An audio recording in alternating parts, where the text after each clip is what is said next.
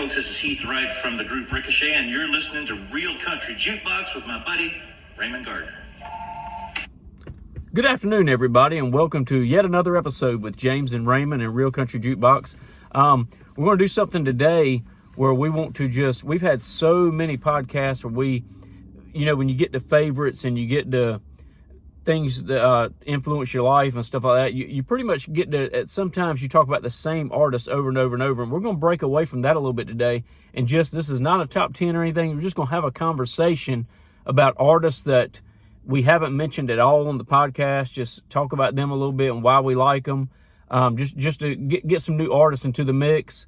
And it may be some of them we've talked about here and there, but artists that we've very barely mentioned, we're going to try to scratch the surface with them a little bit today. Yep, definitely. And before we get into that, there is one thing I want to mention. The last podcast we did, the Toby Keith songs, there was a ton of wind in that video, and we're still working on some editing features and different places to shoot podcasts and everything. We weren't aware that it was as windy as it was. It didn't feel that bad, but in the speaker, it was terrible. So we definitely apologize for that. It's very windy today. We decided to do this in the car, but anyway, I just kind of want to get that out there that we're still working on some editing and arrangements of where to do our podcast and stuff. Well said. I'll start out because of who introduced the podcast is Ricochet.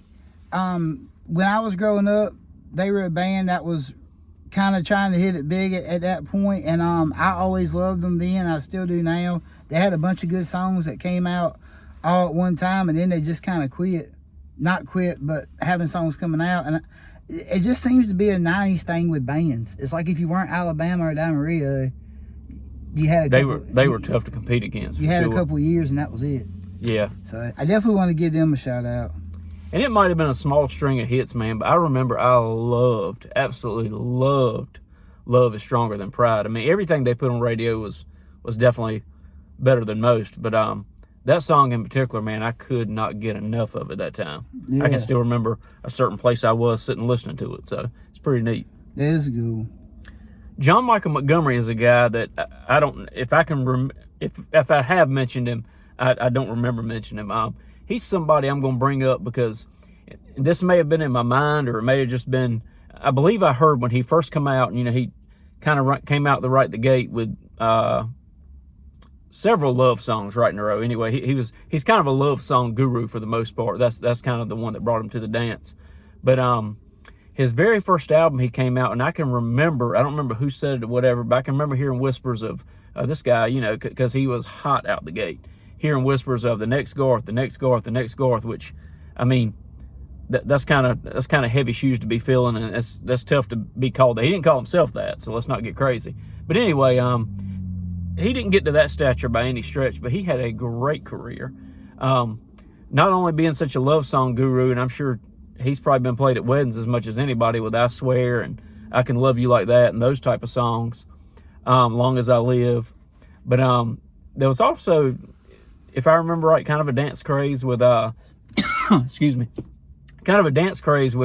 Sold the Grundy County Auction Incident, which was a huge hit for him. And what's the other one that's really fast like that I'm trying to think of? Be My Baby Tonight. Those type of songs gave him something other than the love songs. It kind of gave him a little bit of everything music-wise. And then he hit on some serious stuff too, like The Little Girl. I don't know how many of y'all remember that song, but that touched on like death and finding Jesus amidst her parents. It was a rocky situation, and anyway, she found Jesus through it all. If you've never heard The Little Girl, that one will tug at your heartstrings a little bit. And one thing that I think is heavily overlooked, and I'm sure there's been several tribute albums, but there was a Hank Jr. tribute album kind of toward the twilight of his career, but he did a version of Major Moves by Hank Jr. that I thought was just absolutely phenomenal. Other than Hank Jr., as good as anybody's ever done it.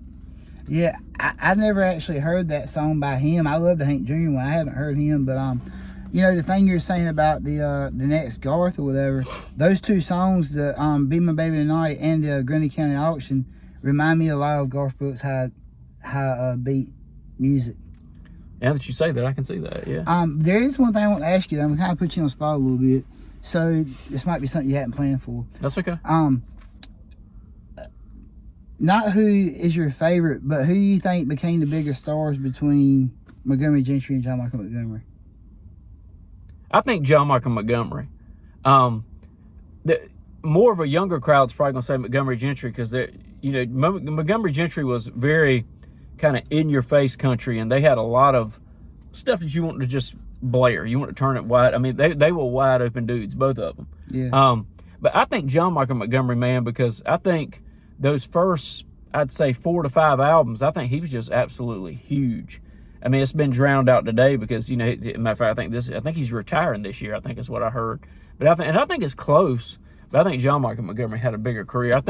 I'm sure he had more number ones because his love songs, I think, just about all went number one. Yeah. But I would personally say John Michael. But I mean, that probably depends on who you ask. Yeah. Well, that's interesting. The next one I have up here is somebody I never gave the time of day when I was growing up, but I got more appreciation for him now because, first of all, there's a couple songs of his that I really like now that I didn't care for back then, but I didn't realize he wrote as many radio songs that we all know as he did as Phil Vassar. Oh, man, yeah. Yeah, I love Another Day in Paradise. I can relate to that one a lot. And Carlene, I like that one. That's my favorite. Yeah, I definitely like that one. But just a couple things that he wrote, in case any of y'all don't know, that I wasn't aware of either, is Little Red Rodeo with Colin Ray. By Colin Ray. Bye Bye by Jody Messina. My Next 30 Years by Tim McGraw, and Right on the Money by Alan Jackson. Little Red Rodeo, I wasn't surprised. He kind of reminds me of Colin Ray a little bit. Bye Bye, I think he does a lot of stuff with Jody Messina. But My Next 30 Years, I don't hear that song without thinking of Tim McGraw. Right. And Right on the Money, it's just hard to imagine anybody but Alan Jackson singing And I that. don't even think I knew about Right on the Money, but it's funny you said that because one of the albums I've got by Phil Vassar, I think he did it I think it's pretty old now, probably 10 or 12 years, but one of the later albums that he did his hits like Carlene and Just Another Day in Paradise and all that, but he also did Little Red Rodeo, My Next 30 Years, and Bye Bye, which is, I don't think he did Right on the Money on that album. Anyway, it was, I guess, an album compilation of stuff he had on radio. I listened to some of that. Yeah, man. I don't have it, but I found it on YouTube. And it doesn't sound the same after hearing Joe D and Tim McGraw and those for so many years, but I mean, I still think he did good with them. Oh, yeah. So, Yeah. Another funny thing, too, that I think is funny about the song by Tim McGraw is when I was a kid, I just listened to country, nothing else. Right. Now, the music I listen to is I like some all of it, but because I've grown older and got more appreciation for different genres, but it's mainly country. But I remember one of my friends was telling me, well, when you get older, you'll start to like it. And I said, not my next 30 years. It's so corny, but I was like 10 years old and said that. It was pretty quick anyway. Right. Quick wit. Yeah. Susie Boggess. I think Susie Boggess has got one of those rare, unique voices. To me, you don't really, at least in the last 25 years, you wouldn't mistake her for anybody else. But I think she has a very Emmylou Harris sound. For those of some of that generation that loved Emmylou Harris, she's kind of a, what's the word I'm looking for her? She's very, I'll come back to that. But she sounds a lot like her, but Susie Boggess, she had her own style too. That's another thing. Not just her voice, but her style made her unique with those flat brim hats. And to me, you hear a lot of guys singing, you George Straits and you Cody Johnson, those people singing rodeo type songs and cowboy type songs, but you don't hardly ever hear it from the female perspective. Mm-hmm. And you take a song like Someday Soon, which is basically about her falling in love with a rodeo guy, you get the female's perspective of it, and I like that. I think it's cool. I think she's got that upbeat stuff like Drive South and Outbound Plain.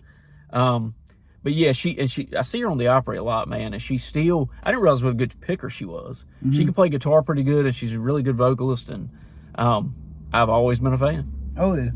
Well, I ain't got these in order, so I'm gonna kind of do some things to match yours a little bit. I'm gonna counter that Susie Boggess with two artists at the same time: Mary Chapin Carpenter and Kathy Mattea. I believe I mentioned Mary Chapin Carpenter in the podcast that we did back in the black screen days of most underrated artists. I believe I mentioned her. There was a time period, man, where I think she's very underrated. Talking about Mary Chapin Carpenter. I'm a fan. Yeah, I like Kathy Mattea too, but Mary Chapin Carpenter, man, everything she put out, I like. Yeah. I don't know a whole lot of her B-side stuff, but as far as radio type stuff that came out, I liked all of it. Yeah. And same thing with Kathy Mattea. And they were both also in that video with Dolly and Tanya Tucker, I believe, that Romeo video. Okay, I did not realize that. If I saw it again, I'd probably, now I remember. But yeah, that's pretty cool. I think they had they had little parts in the song, if I remember correctly. But, yeah, I always liked Mary Chapin, man. And she got really big with the Passionate Kisses, and sometimes you're the windshield, sometimes you're the bug, and all that sort of stuff. But I like the one about You Never Had It So Good, I Never Had It So Bad. Oh, yeah. Which was kind of pre having hits. Excuse me. Mary Chapin Carpenter, but I always liked that song. I thought it was great. Yeah, that's a good one. John Schneider. I guess this is fresh on my mind because I was fortunate enough to go to a Comic-Con. Obviously, y'all know John Schneider's an actor and singer. I was fortunate enough to go to Charlotte the weekend before last, and he was at a Comic-Con. So I got to meet him. Of course, you had to pay to, but I got to pay to meet him and all that sort of stuff. I love the way the guy thinks and everything that he says about life on social media. I agree with him. And I mean, obviously I grew up on the Dukes of Hazzard, and I kind of paralleled his Dukes of Hazzard, early 80s, maybe late 70s, early 80s. He had a great country music career and a string of number one hits. He wasn't just a guy that was able to get on radio because he had a TV show. But growing up in my house, that Too Good to Stop Now was just that record. They played the mess out of that thing at my house, and I told him that last weekend. But that Too Good to Stop Now album was really, really good. It had What'll You Do About Me, and I think I've been around enough to know, and Country Girls were both number one hits. So and just a phenomenal singer, man. A lot of y'all might know him from Smallville too. But I always just thought he was, even if he had never made it in a big TV show, he would have made it as a country music singer, man, because he's so good. It's weird that they didn't have him singing the theme song. I mean, I'm glad they had Waylon because I like Waylon, but it's weird, Yeah. I don't know how I had time for all that. I mean, not talking about the song, but I don't have time to do half what I want to do, and I live a normal life. Nobody knows who I am. I don't know how, with a hit TV show like that, man, and a country music career, and doing them at the same time, not doing this for 10 years and doing this for 10 years. I don't know how you had time, all that stuff. Me neither. It's wild to me. Yeah, it is. My next one mentions Colin Ray. I kind of put him in the same category as Phil Vassar. I think Colin Ray has got great vocals. A lot of his songs, for me, is kind of a little soft, but they're good for certain times. But his music's really good. Yeah. And we don't talk about him enough either. Yeah. He's in that realm of not comparing him vocally necessarily, but you got Vince Gill and Brian White and Colin Ray and Mark Wills, all those guys that, I mean, love songs is their go-to. And Doug Stone and John Michael Montgomery are like that too, but not with that high pitch, like soothing type voice. It's more, they do that kind of stuff, but they have more, I guess, deeper voices. And another thing too, like with Doug Stone, man, and John Michael Montgomery too, it's like you can put them singing a ballad or you can put them in a honky tonk and it fits in. Yeah. To me, Mark Wills and Colin Ray and all them guys, you really want to hear them sing the ballads. Yeah, definitely. You know what I mean? Definitely. So, Faith Hill. And I'm sure we've mentioned her on stuff, but I think she deserves a mention because, for one thing, Faith Hill can flat out wail. I mean, she can flat out sing anything. And I think nowadays she gets kind of overlooked because, she pretty much did 4 or 5 albums and then she rode off into the sunset and raised a family. Very commendable. And Tim McGraw, keeps going. And it seems like every 5 or 6 years she'll go on tour with him. But when those first 2 albums, Take Me As I Am and It Matters to Me, and she had great stuff after that. She got kind of poppy, which that's fine, but those first 2 albums I thought were just some of the best country music you could listen to. And I can remember, I know my buddy Chris Sutton listens to this sometimes. I wonder if he remembers this, and maybe if he does, he'll comment, but I can remember, I don't know what it was called that week, but at the Carolina East Mall, Record Bar, Tracks, Blockbuster Music, whatever it was called, Chris, I don't know if you remember, that's back when we were all buying CDs. And I walked in behind you because there was Tuesday releases. Every Tuesday the new releases came out. And Take Me As I Am had been hot, so we were all ready to buy, It Matters to Me, the second album. And I remember walking up in that store, and I would try to get there when the store opened, but I didn't beat Chris. Chris must have been the first one in the store because I remember getting right behind him and we were buying the same thing. So that's funny. I thought that was kind of cool. That's crazy, especially to be at the mall at the same time. Right. At the same exact store. Right. That's but funny. Another thing I'll say about her too, though, is, a lot of the country artists like her and Shania Twain and even Taylor Swift to a degree that just, and I'm not comparing any of them, I'm just simply making a statement. She just, if she hadn't rode off into the sunset and raised a family and all that and just kind of stayed the course, man, she could have been in country and pop because she had what it took. She had the look. She could have been absolutely astronomically huge if she had wanted to stay in it and keep doing that. So shout out to some good Faith Hill music in the 90s and early 2000s. Yeah, you're right, man. Like another person that's like that is Garth. Like, I mean, he it's like he sung for 5 minutes and he's still one of the most popular country stars ever. Yeah. Since you mentioned Faith Hill, I'm gonna go ahead and go with Trisha Yearwood because we never talk about her, and she had kind of the same thing. She got married to Garth and didn't really do much after that. She did have that Georgia Rain song, which was good. I don't know if she had much stuff after she married Garth or not, but she had a great career starting out too. Yeah. Clint Black. First of all, I want to plug those of you that it's not a far drive, and it's a whole lot better than trying to drive to Raleigh or Charlotte or somewhere like that. Clint Black, and I'm sure this has been done. I'm going to talk about Clint Black, but I want to mention something else first. This Friday night in Roanoke Rapids at the Weldon Mills Theater, used to be the Roanoke Rapids Theater, Clint Black is going to be doing, it's the anniversary of the Killing Time album. He's going to be doing the entire album from start to finish. And I mean, I may have missed the boat, but I haven't known artists to do that in the past. He's going to do, those 10 songs, but he's also going to do his hits.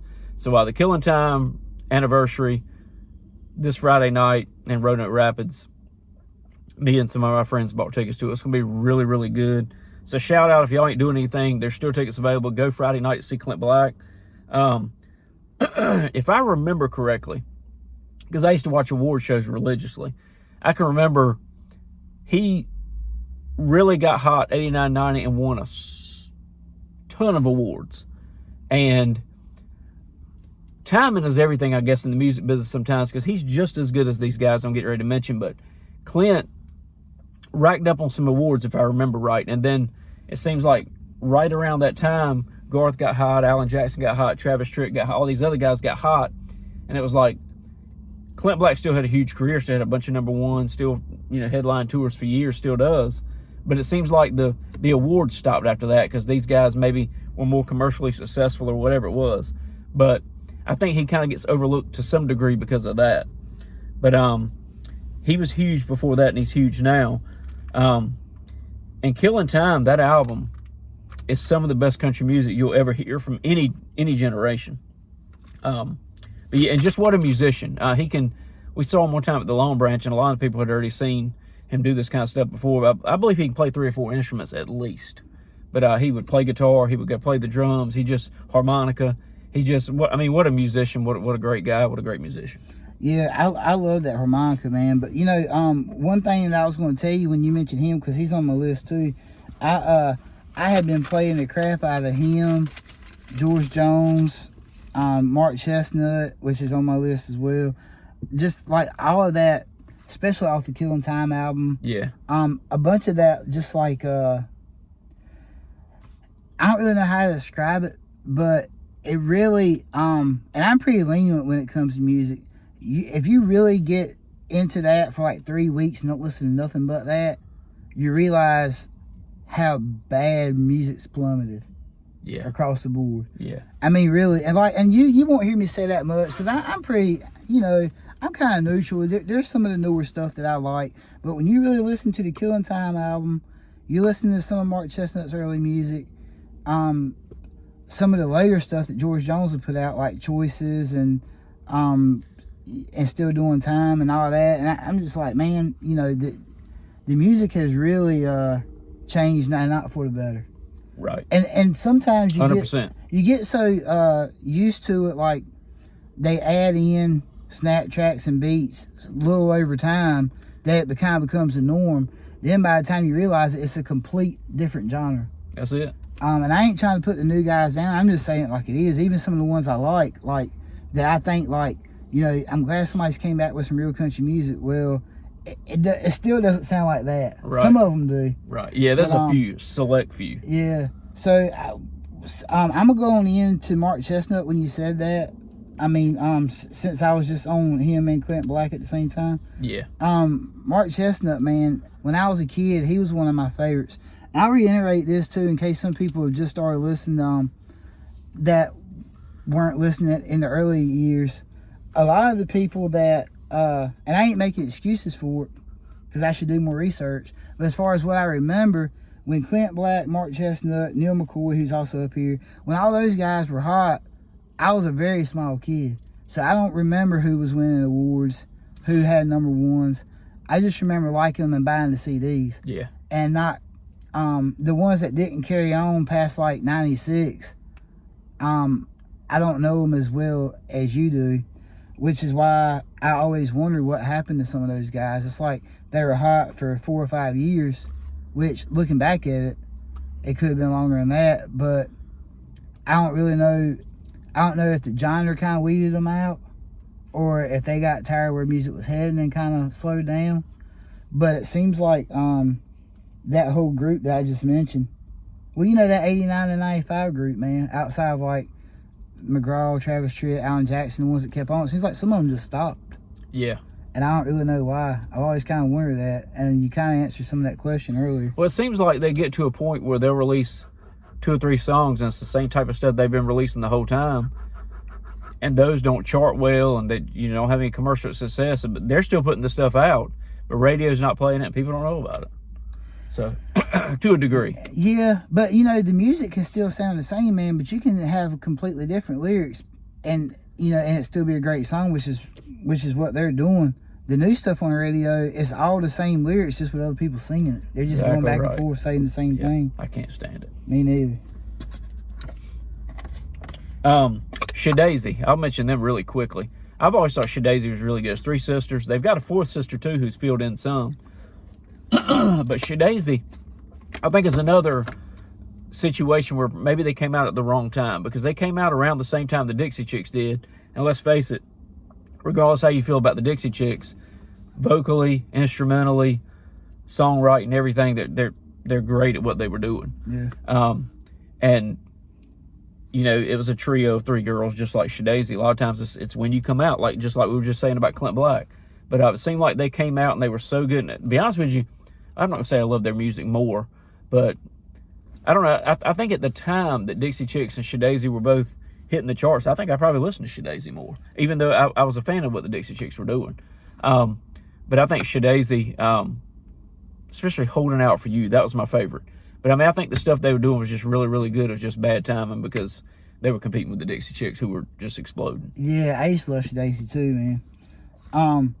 I got Ronnie Millsap up here. I didn't appreciate him enough as a kid. You know, I used to always hear some of his music and it didn't do a whole lot for me. And then one day it just clicked, and now I'm all about it. I listen to him all the time. He's great vocally. The lyrics, the stuff he has to say is awesome, like Smoky Mountain Rain, and I'm drawing a blank right now, but I'm drawing a There's blank. No Getting Over Me. That's the one I was thinking of, the one that I said Haley Willis should cover. Yeah. Yeah, man, I love his music. And my Man, favorite She was, Keeps I On Fire's was going Burning. to say, that was my favorite. Yeah. Again, I've said this on our podcast before, but if I had every quarterback that we put in the jukebox at Green Acres Campground in Beargrass, that we played that song while we shot pool or played video games, I don't know how that jukebox even made it through a day. I don't know how 'Cause I you think we just kept putting money in there and playing She Keeps On Fire's Burning. But Yeah. Ronnie Millsap probably could hear it played so much, but it was awesome. That was a great song. Oh man. yeah. You're right about that, man. Yeah, the stuttering gets me sometimes. I'm trying to think of ways to say it without stuttering. Right. And end up just kind of like just losing my train of thought. It's all good. Sawyer Brown, that's another group I was going to mention. I don't know. I love Sawyer Brown. And I think they had such a great collection. Nobody else sounds like Mark Miller either. Mark Miller, the lead singer of Sawyer Brown, that deep in on that voice. And I didn't know, like growing up when I heard that boom, boom, boom, boom, boom, boom, when they did The Race Is On, and which was a George Jones cover, obviously. Man, that thing could rattle some speakers. I mean, Yeah. The Race Is On was good. Step That Step, which came out before that, was really good. That they had that fast stuff, and then they would give you that ballad like Heart Don't Fall Now or Used to Blue. And those were all hits before they even started winning awards or really exploding. But then when they came out with Some Girls Do and that sort of stuff, man, The Dirt Road. I mean, they just killed it then. But I think they got a lot of songs just about life and about growing up. And, if you're from the South and don't understand the lyrics to Sawyer Brown songs, man, I mean, I don't know if you're really from the South. So. Oh, yeah. I got Sammy Kershaw. I've been listening to a lot of him lately, too, man. And he had a time period where everything he put out was just awesome. Yeah. So, what's your favorite Sammy Kershaw song? Queen of the Double White Trailer. Okay. All right, I got you. Without a doubt. Yeah. And I don't know if you've seen the video or not, but he keeps on like it's right in the middle of the song. He's like, I ain't gotta do this. I don't think it's in my contract. He's like, this is stupid. it's hilarious, man. Guy did have some great songs, man. Yeah. I actually, it's weird, man. I ain't never told this story before, but I actually met my wife sitting there. Well, I was sitting there by a lobster tank. I ordered her Slow Gin Fizz. Is that a true story? No. Oh. It's just part of the song. Okay. I was gonna buy it, man. I could see that happening. Oh yeah. It's all good. That's all I got. Okay. All right. Well, I got a couple more I'm just gonna mention. I got Tracy Bird. Yeah. If there's any of these you want to piggyback off of, go for it. All right. I got Brooks and Dunn. Because Brooks and Dunn, they had several hits, and we all ever talk about them. I love Brooks and Dunn. They did cross my mind, man, and they are the the model of consistency. Yeah.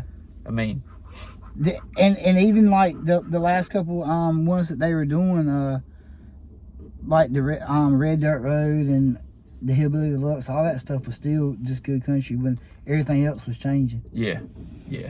I got Little Texas. God Bless Texas. I thought about them, but I think I've talked about Little Back and Texas so much I didn't put them on my thought list. Some of these I was I just didn't want to leave them out just in case. Yeah. Like I almost put Conway Twitty up there. I was like, well, Dwight, We don't talk about him enough. He was on my Mount Rushmore. that's what I was about to say, that you have on your Mount Rushmore. I got Randy Travis up there. I've been listening to a lot of him lately. Who had, well, we talked about this before, but just like the who kind of came out with just a very authentic country sound when some of it was starting to change then, Yep. Alan Jackson gives him a lot of credit for that. Yeah. Dwight Yoakam, who's somebody that I didn't appreciate until recently. I could never get into his music. Yeah. He's got a very authentic sound. I can't really explain it, but he's got a sound that I used to not care for, now I love. Yeah.